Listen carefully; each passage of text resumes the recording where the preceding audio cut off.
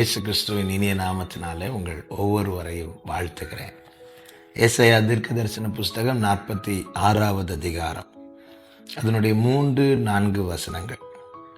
யாக்கோபின் சந்ததியாரே, இஸ்ரவேல் சந்ததியில் மீதியாகிய சகல ஜனங்களே, எனக்கு செவி கொடுங்கள்.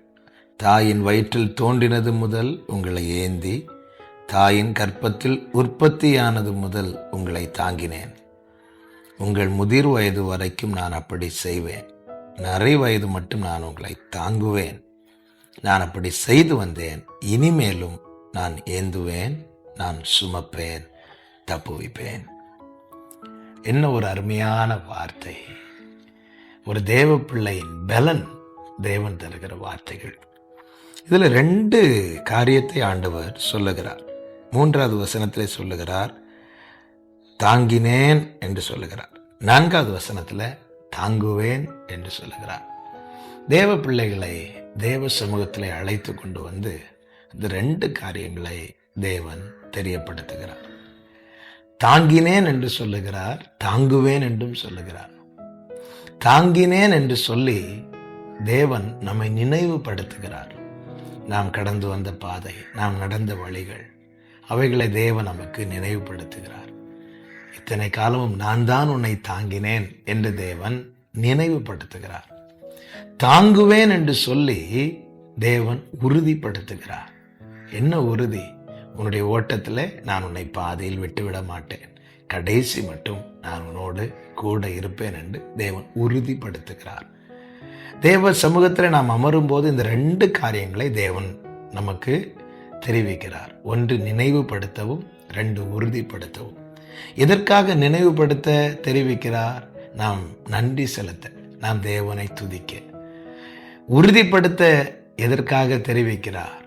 நாம் தொடர்ந்து நம்முடைய ஓட்டத்தை ஜெயத்தோடு ஓடி முடிக்க. தாங்கினேன் என்று சொல்லி நினைவுபடுத்தி நம்மை துதிக்க வைக்கிறார். தாங்குவேன் என்று சொல்லி உறுதிப்படுத்தி நம்மை ஓட வைக்கிறார். எவ்வளவு பெரிய தேவனை நாம் தெய்வமாய் கொண்டிருக்கிறோம். எல்லாவற்றையும் காண்கிறவர், எல்லாவற்றையும் அறிகிறவர், நம்முடைய நாளையை அறிகிறவர். நாம் என்னென்ன காரியங்களை சந்தித்தோம், என்னென்ன காரியங்களை சந்திக்க போகிறோம், என்னென்ன காரியங்கள், எந்தெந்த பாதைகளில் நாம் நடக்கப் போகிறோம், எல்லாவற்றையும் அறிந்தவர் சொல்லுகிறார், இனிமேலும் தாங்குவேன்.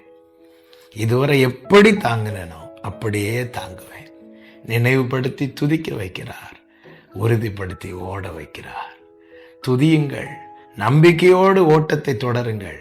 கர்த்தர் உங்களோடு இருந்து உங்களை பாதுகாத்து உங்களை ஆசீர்வதிப்பாராக. ஜெபிக்கலாமா?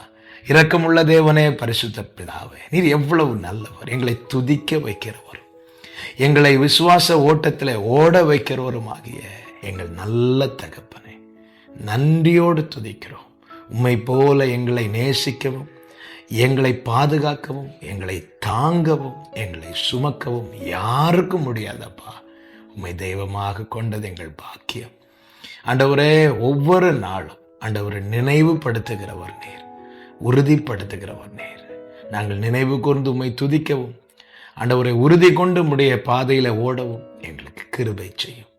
ஒவ்வொருவரையும் ஆசீர்வதியும். இரட்சகர் இயேசு கிறிஸ்துவின் நாமத்தில் பிதாவே, ஆமென், ஆமென்.